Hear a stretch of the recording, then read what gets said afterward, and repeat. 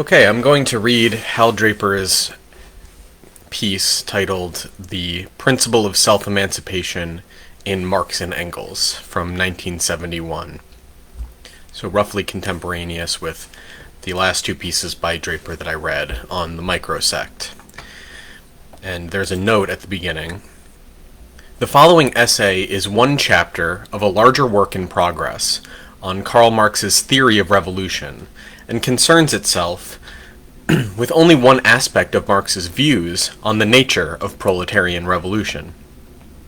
Taken by itself, isolatedly, there is a danger that it may be interpreted in a one-sided way, as counterposing self-emancipation to class organization and political leadership. So before I finish reading that note, let me just say, so the Karl Marx's theory of revolution is a 5-volume work that Draper spent essentially the remainder of his life working on, from the 70s until his death in 1990. And I have undertaken or begun to undertake a project of reading through that entire work out loud along the lines of these videos on the Patreon page of this project, which is patreon.com/socialistlegacy. So if you enjoy what I've been doing here and want to help support me for as little as $1 a month or whatever you feel you can afford, and would like to give, you would get access to that series of videos, the first of which is up now, and the next installment of which I will be posting next week.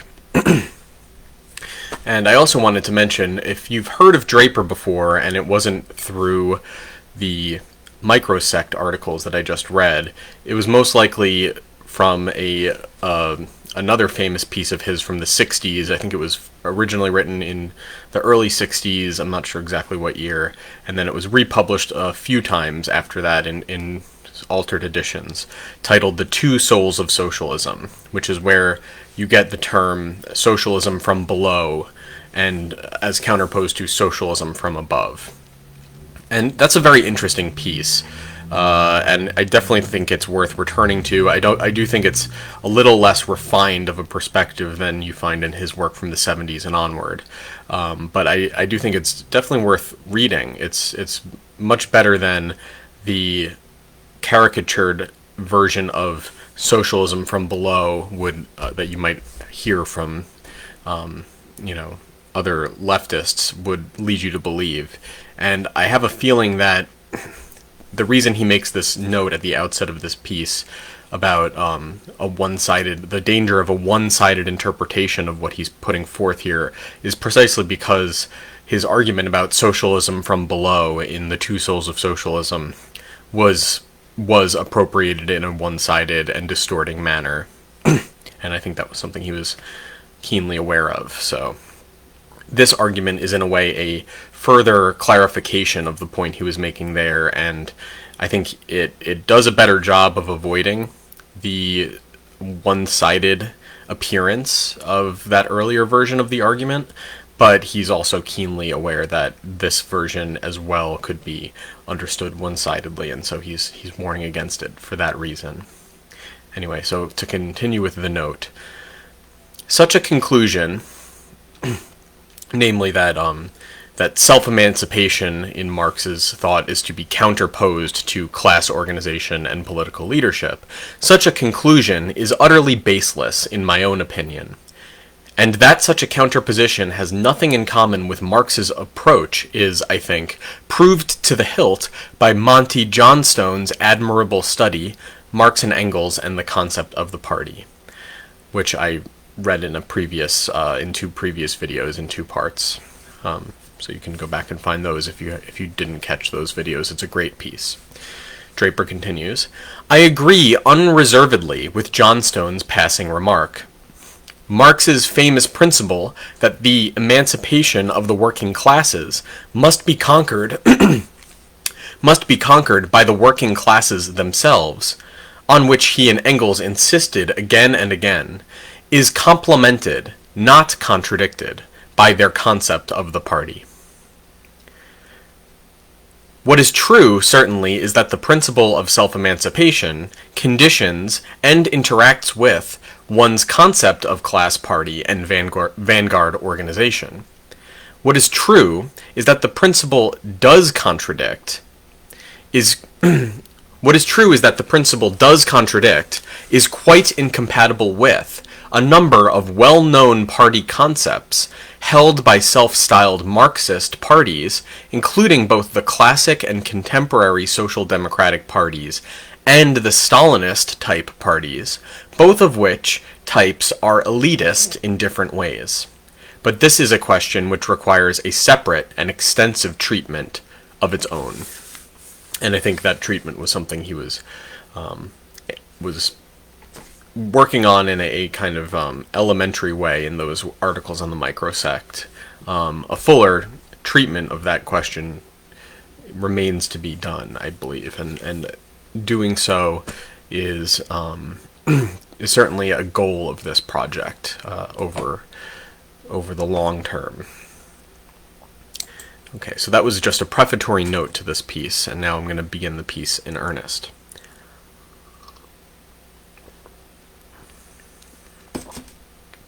There can be little doubt that Marx and Engels would have agreed with Lenin's nutshell definition of Marxism as the theory and practice of the proletarian revolution.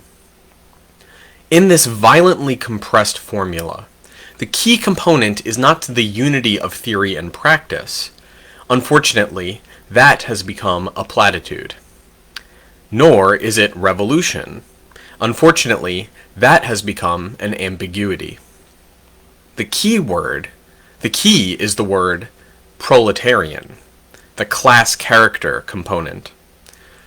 But proletarian revolution, too, very early, took on a considerable element of ambivalence. For it could be and was applied to two different patterns.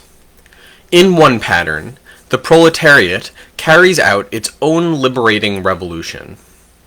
In the other, the proletariat is used to carry out a revolution. The first pattern is new. The second is ancient. But Marx and Engels were the first socialist thinkers to be sensitive to the distinction. Naturally so, since they were also the first to propose that, for the first time in the history of the world, the exploited bottom stratum of workers in society was in position to impress its own class character on a new social order. When Marx and Engels were crystallizing their views on this subject, the revolutionary potentialities of the proletariat were already being recognized here and there. It was not Marx who first discovered that the proletariat was a revolutionary class. For example, Robert Owen, disappointed at the failure of his philanthropic bourgeois to become enthusiastic about the abolition of their class, turned for help to the beginnings of the working class and trade union movement in England. He thought to use them, not to shift power to that class, but as troops to push through his own scheme, in which a philanthropic elite would do them good. Saint-Simon, disillusioned with the failure of monarchs, bankers, scientists, etc., to understand the ineffable justice of his plans for humanity, turned, in his very last work, The New Christianity, to the workers for the first time, appealing to them to convince their bosses to heed the Saint-Simonian wisdom.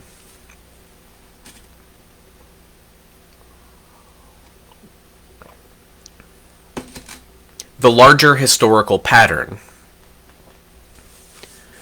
The first socialist view of the revolutionary proletariat was to regard its revolutionary potential as an instrument in others' hands, as a battering ram to break down the old system, but not as a force fit to build a new one in its own name.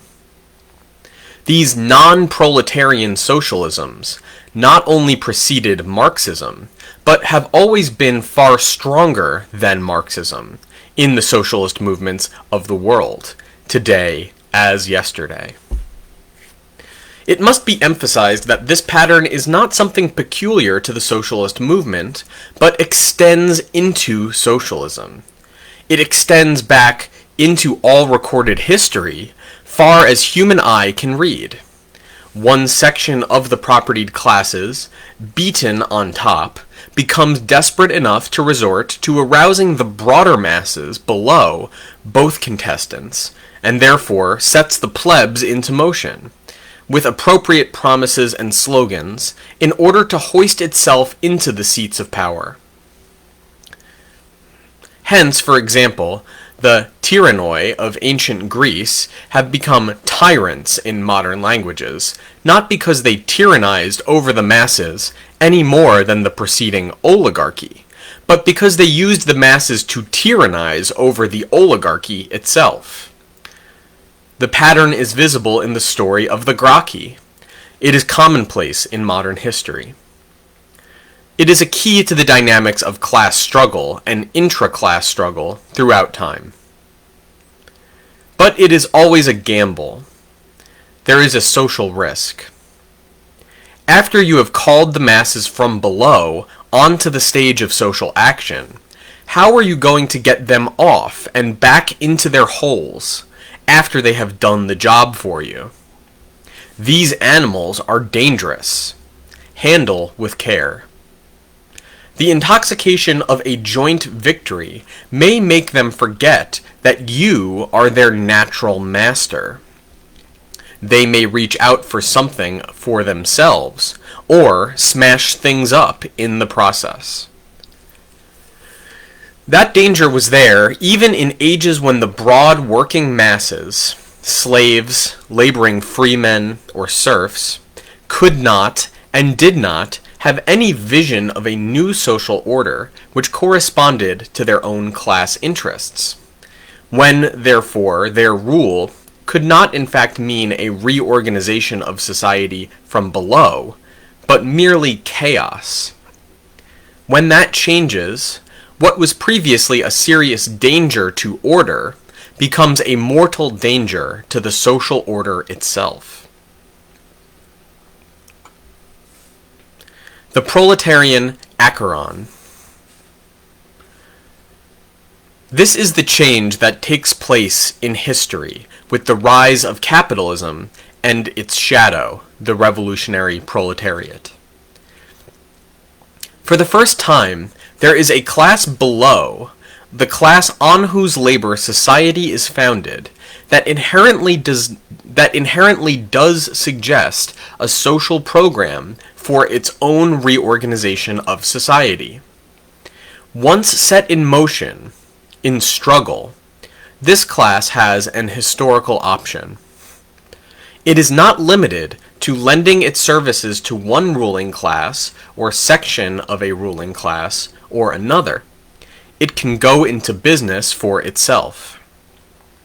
To be sure, it can still be controlled, for it is very young and largely unformed, and often childishly stupid and ill-educated. But how long can this adolescent giant be kept in short pants?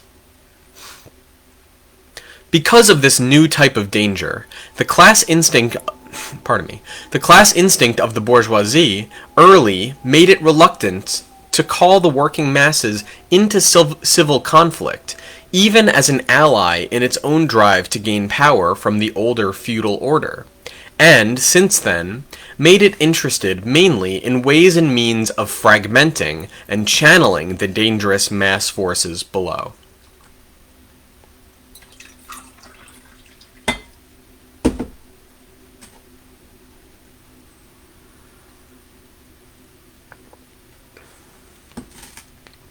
But the case of individual ideologists and political adventurers is another matter.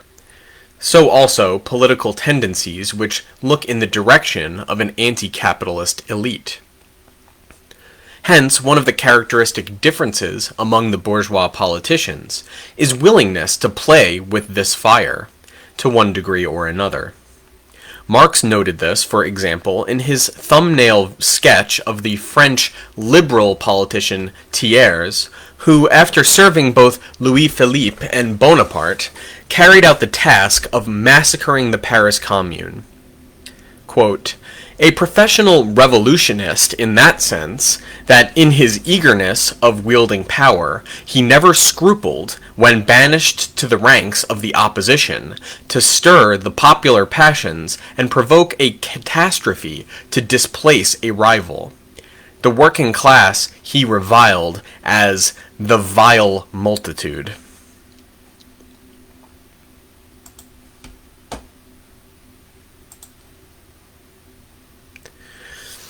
This political type has a Virgilian tag, which was well enough known in Marx's day to be of interest now. It put the pattern in 6 vivid words. Flectere si nequeo superos, aceranta movebo,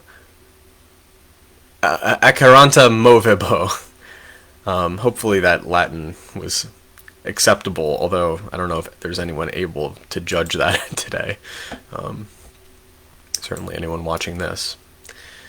Or I don't know, maybe there are Latin scholars watching.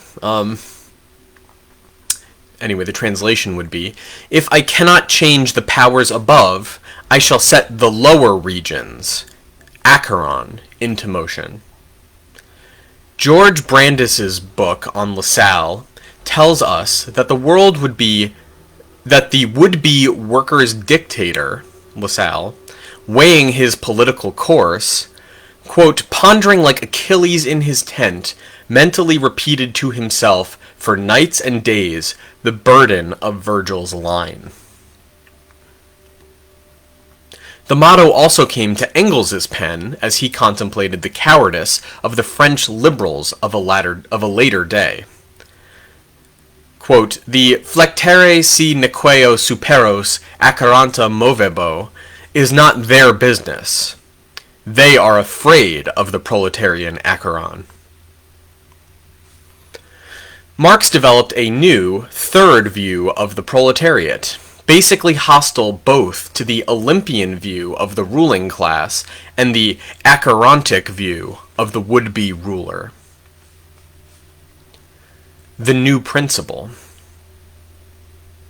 The classic formulation of the self-emancipation principle by Marx was written down in 1864 as the first premise of the rules of the First International. In fact, as its first clause. Quote, considering that the emancipation of the working classes must be conquered by the working classes themselves, etc. And it was from this source that the phrase became famous, being repeated also by various elements who did not believe a word of it. Later on, Engels rightly predated the concept to the very beginning. Our notion, from the very beginning, was that the emancipation of the working class must be the act of the working class itself, he wrote in the preface to the Communist Manifesto, slightly varying the formulation, as did Marx also in his critique of the Gotha program. From the very beginning of Marxism, he means. But if we sketch Marx and Engels' course before they arrived at this keystone principle of the self-emancipation of the proletariat, we will put it into context. For it was then an unknown principle, previously almost unthinkable. Note, as usual there are possible exceptions. A prominent candidate is the remarkable Gerard Winstanley, Diggers, the left wing of the English Revolution. But he was entirely unknown to the early socialists, completely forgotten. Then there was Thomas Müntzer, who was therefore the subject of Engels' first serious work after the 1848 revolution, and Spartacus, the most splendid fellow that all ancient history has to show. Great general, no Garibaldi, noble character, real representative of the ancient proletariat, wrote Marx. But we know too little about the last two.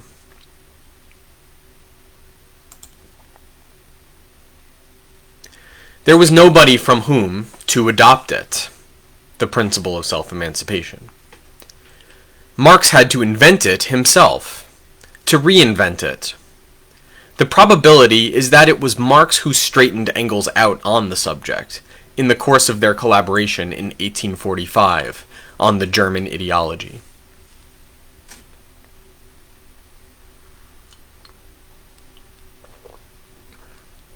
Section 2. Engels, From Elitism to Marxism. A good biography of Engels would recount the layers of ideas through which he had to fight his way before he could even get within reaching distance of Marx's approach. There was more standing in his way than in Marx's case.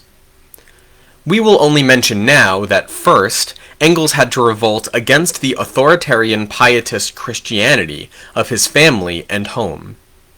Then came his early intellectual development through the romanticism of young Germany, followed by infatuation with the radical liberal Ludwig Borne.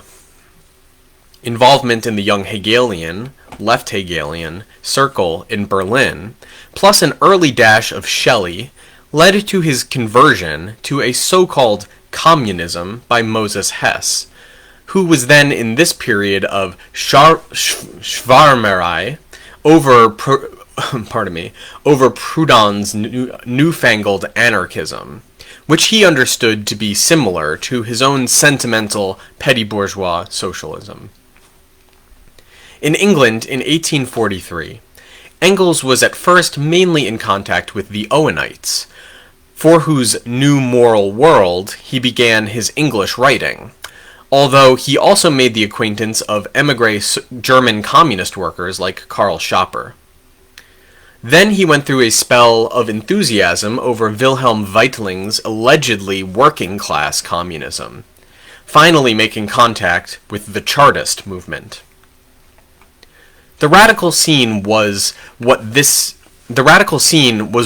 sounds like, only more so. A hodgepodge of ideas, a mingle-mangle of movements.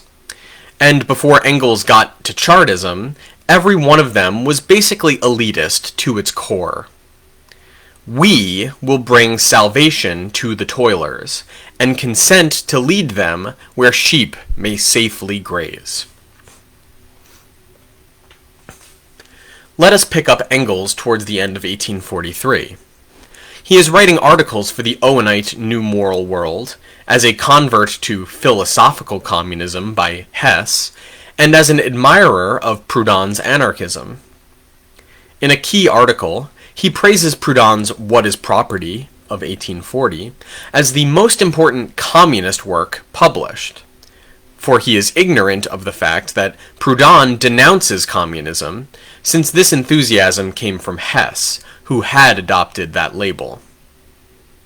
The article emphasizes Proudhon's view that, quote, every kind of government is alike objectionable, no matter whether it be democracy, aristocracy, or monarchy, that all govern by force, and that, in the best of all possible cases, the force of the majority oppresses the weaknesses of the minority.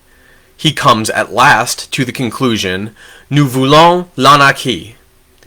What we want is anarchy, the rule of nobody, the responsibility of everyone to nobody but himself. There is more of this Proudhonism in Engels' article, radical in sound and reactionary in content. The following is pure Proudhonism. Democracy is, as I take all forms of government to be, a contradiction in itself, an untruth, nothing but hypocrisy at the bottom.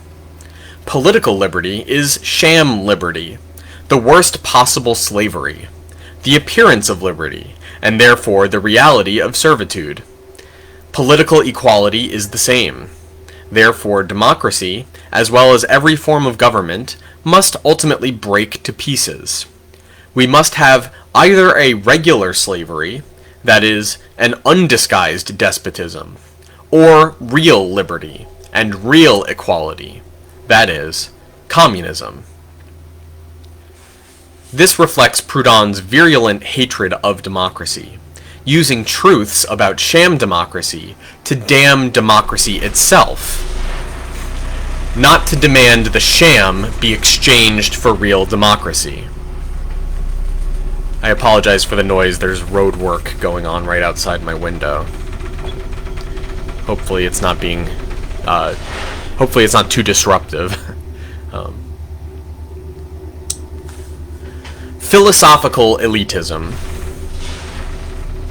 To this Proudhonism is attached Hess's philosophical communism, which Engels, as a disciple of Hess in this article, considers the special glory of the German mind. Unlike the economic-minded English and the political French, the Germans became communists philosophically by reasoning upon first principles, he boasts. For the Germans are a philosophical nation, and will adopt communism as soon as it is founded upon sound philosophical principles. This will surely be done, so, no doubt, there is a greater chance in Germany for the establishment of a communist party among the educated classes of society than anywhere else. The Germans are a very disinterested nation. If in Germany principle comes into collision with interest, the principle will almost always silence the claims of interest.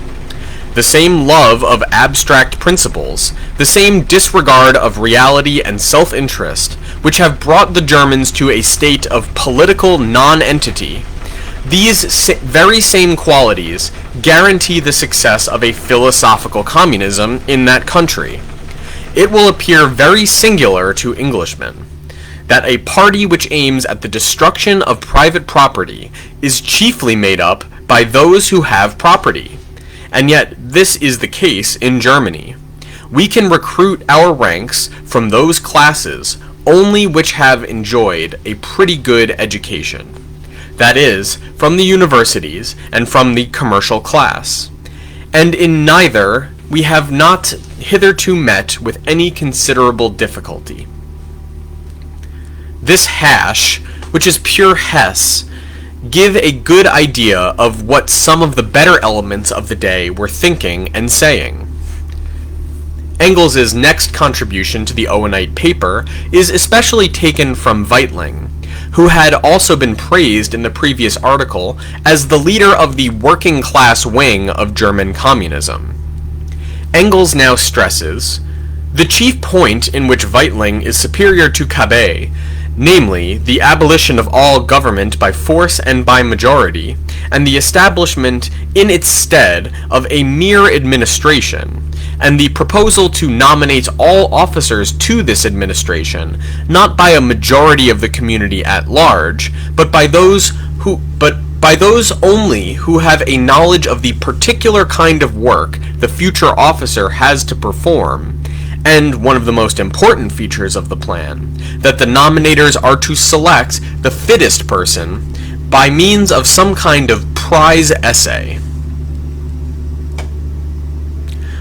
All this will give an idea of the thinking of the radical world into which Marx came. Note, it is amusing to find Fabianism's Bernard Shaw in the next century rediscovering Weitling's idea of civil service examinations to select an oligarchy, Shaw's pet suggestion on how to replace democracy.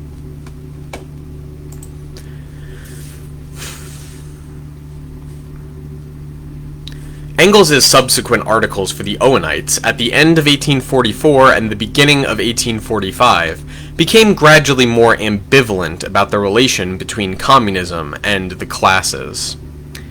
The turning point comes in late 1845, when Engels is well underway in collaboration with Marx on the German ideology, and indeed in the very first article which Engels contributes not to the Owenite organ, but to the left Chartist paper, the Northern Star.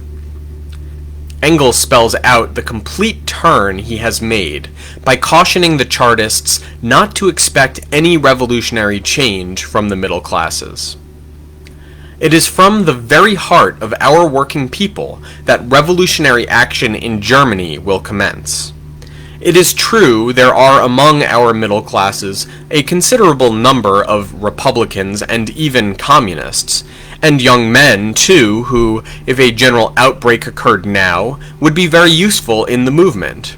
But these men are bourgeois, profit-mongers, manufacturers by profession, and who will guarantee us that they will not be demoralized by their trade, by their social position, which forces them to live upon the toil of other people, to grow fat by being the leeches, the exploiters of the working classes. Those who remain proletarian in mind will be infinitely small in numbers, he goes on. Fortunately, we do not count on the middle classes at all. Engels is now a Marxist.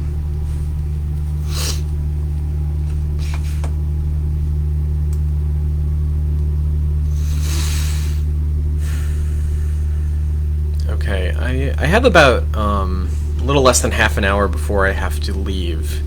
I don't think I'm going to get through this entire essay in that time, so I'll try to make it up to the halfway mark and leave off there and then finish the rest tomorrow. But for now, I'll just keep going. Section 3. Marx, the case of the savior ruler. Marx's course appears to have been less complicated. Still, there are significant stages to be marked. One of the first nodal points showed him what pursuit of an academic career would mean. As it happens, it has to do with the historic opposite of the principle of self-emancipation, the illusion of the savior ruler. A common form of this illusion has always been hope for salvation from the ascent to the throne of a new liberal monarch. Marx went through this at an early age along with the left Hegelian circle. In mid-1840, the old king of Prussia was succeeded by his son, Friedrich Wilhelm IV, who, as crown prince, had excited great hope in liberal circles that he would grant constitutional reforms. For he had made certain noises about liberty and national unity. It seems to be a common habit of royal heirs. The same pattern had been true a century before, when Frederick the Great had uttered similar nice phrases shortly or immediately after his accession to the throne. So remarks Mering in The Lessing Legend, which observes that this is the noted liberalism of crown princes. One of the leading lights of the young Hegelians, Bruno Bauer, seized the opportunity to pay fulsome homage to the highest idea of our state life, the spirit of the Hohenzollerns. These hopes for democratization from above collapsed quickly. Bauer's prostrations before the crown earned only a kick in the face. The new king appointed an orthodox reactionary to the university post that Bauer had his eyes on. Next, Bauer was even ousted from his post at the University of Bonn. It was at this point that it was clear to Marx that, doctorate or no, an academic career was closed to him, unless he was ready to bootlick the establishment like academia in general.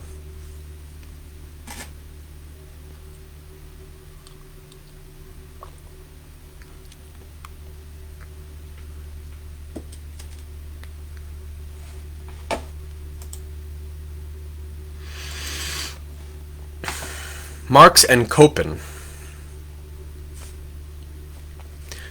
There is indirect evidence There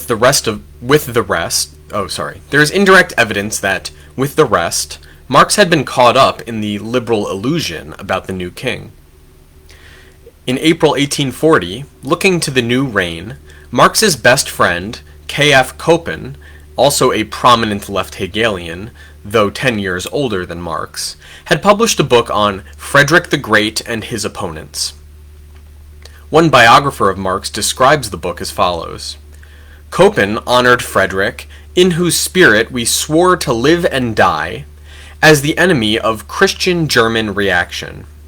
His basic idea was that the state was embodied in its purest form in a monarchy ruled over by a monarch like Frederick, a philosopher, a free servant of the world spirit. Renewal could only come from the top. Koppen was suggesting that the new monarch should bear the torch of the savior ruler like his great predecessor. Another biographer comments, "The fact that a man like Koppen yearned for the spiritual resurrection of the worst despot in Prussian history in order to exterminate with fire and sword all those who deny us entrance into the land of promise is sufficient to give us some idea of the peculiar environment in which these Berlin young Hegelians lived." This is unjust. There was nothing peculiar about this attitude. It had been dominant for a few thousand years, and essentially it still is. Frederick may have been the worst despot, but he was a modernizing despot, and this variety still has mass allegiance from well-intentioned people, especially those who would like to become modernizing bureaucrats or mouthpieces for the modernizing despot. Marx's liberal friends held to the old illusion that, if only power found its way into the hands of a good man, he would hand down salvation from his seat of rule, and thus, incidentally, spare one all the inconveniences of having to conquer salvation for oneself in struggle against power.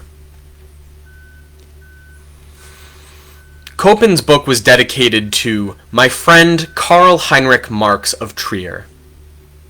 There is every reason to believe that at this point, Marx saw nothing peculiar about his friend's stance, and probably shared it. In addition, the following year Marx returned the compliment with an admiring mention of Koppen's book in his planned foreword, dated March 1841, to his doctoral dissertation. The new king's failure to conform to the dream brought about by a revulsion of feeling in liberal circles. The king's failure to conform to the dream brought about a revulsion of feeling in liberal circles. Engels later described the result.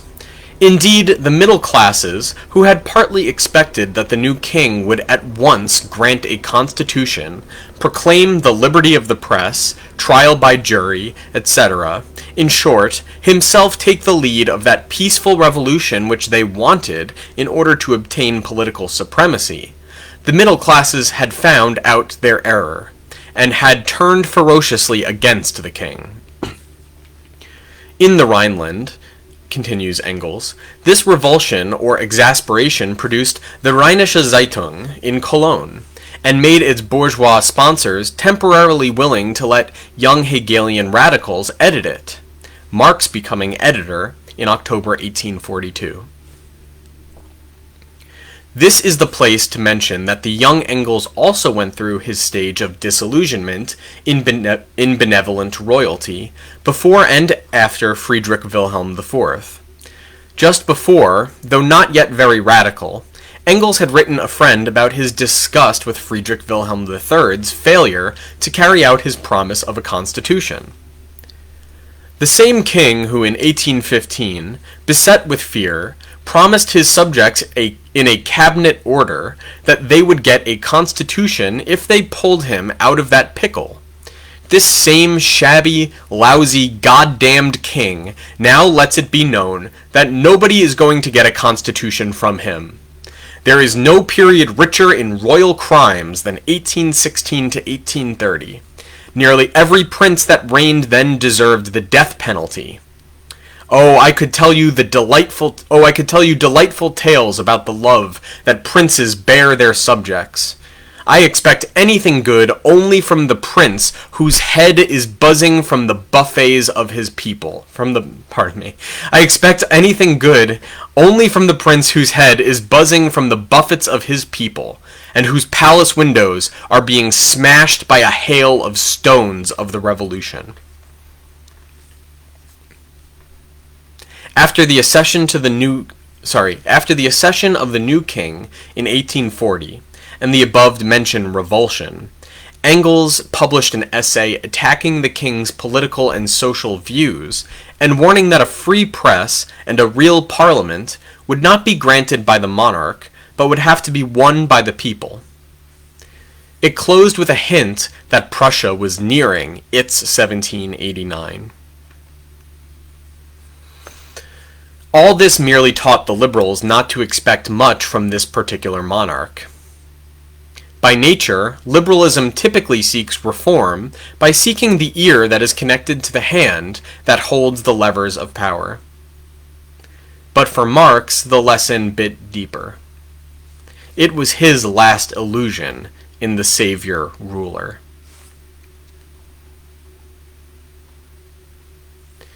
The Servile State and Academia. Marx later summarized the whole episode in hindsight at a point, May 1843, when he was in midstream of the passage from radical democracy to communism. The king's liberal speeches and outpourings did signify a desire to bring life into the state, if only his own variety of backward-looking life. Old German fancies. But when even this variety of change threatened to open the gates to other changes, the old bureaucratic despotic system soon killed these un-German activities. It was a miscarried attempt to transcend the Philistine state on its very own basis. One was only mistaken for a while in considering it important which wishes and thoughts the king would come out with. This could not change anything in substance. The Philistine is the stuff making up the monarchy, and the monarchy is always only the king of the Philistines. He can make neither himself nor his people into free, real men if both sides remain what they are. Since it was impossible for this state to abandon its own basis and pass over to the human world of democracy, the inevitable result was regression to the old fossilized servile state, in which the slave serves in silence, and the owner of the land and the people rules as silently as possible, simply through a well-trained, quietly obedient servant staff. Neither of the two could say what they wanted. Neither the former that they wanted to become men, nor the latter that he had no use for men in his land. The only recourse, therefore, is to keep silent. Muta pecora prona et ventri obientia. The herd is silent, submissive, and obeys its stomach. Therefore, the self-reliance of men, freedom, would first have to be reawakened in the hearts of these men.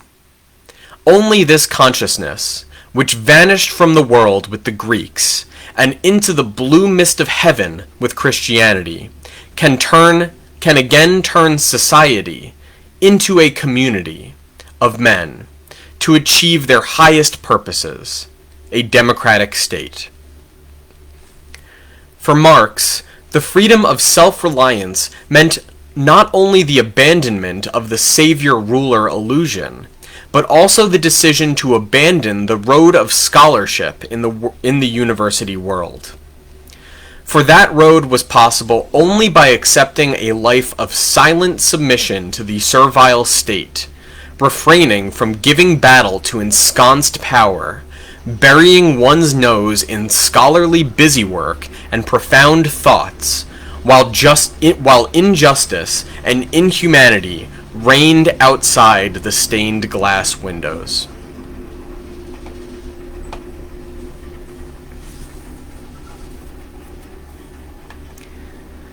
So that's the end of section 3, and I think I had better leave off now before I run over time.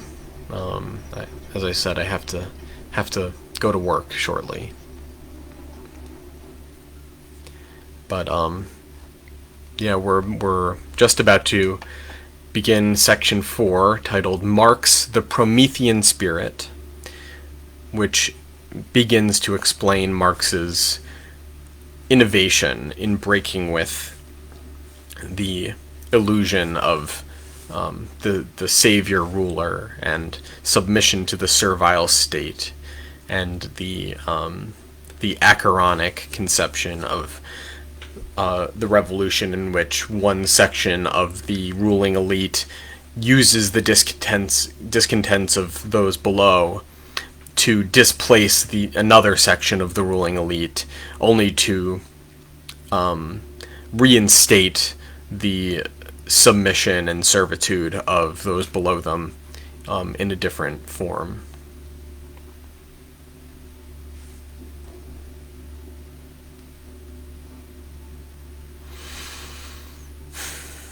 Okay. I will see you tomorrow to finish up the principle of self-emancipation in Marx and Engels. Thank you.